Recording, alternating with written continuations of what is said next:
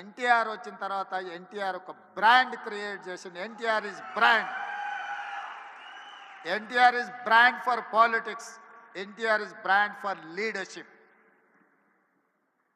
వారు ఇచ్చిన అవకాశాలతోని ఆ రాష్ట్రమైనా ఈ రాష్ట్రమైనా ఏ రాజకీయ పార్టీ అయినా ఈరోజు నాయకులు ఉన్నారు అని అంటే ఎన్టీఆర్ గారు ఆనాడు ఇచ్చిన అవకాశాలే. ఇవాళ ఇక్కడ ఆయనను అవమానించేటట్టు మాట్లాడిన వాళ్లకు అవకాశం ఇచ్చింది ఆయన్నే. ఇవాళ ఆయన గౌరవం ఉండాలి, ఆయన పేరును స్మరించుకోవాలని చెప్పేవాళ్ళు కూడా ఆయన ఇచ్చిన నాయకత్వంతో వచ్చినోళ్ళే. అది ఎన్టీఆర్ లోపము, ఎన్టీఆర్ తప్పు కాదు. ఎన్టీఆర్ అందరికీ అవకాశం ఇచ్చిండు. అవకాశం వచ్చిన వాళ్ళు ఒక్కొక్కరు ఒక్కొక్క రకంగా ఉండొచ్చు. అది వాళ్ళ యొక్క విజ్ఞత.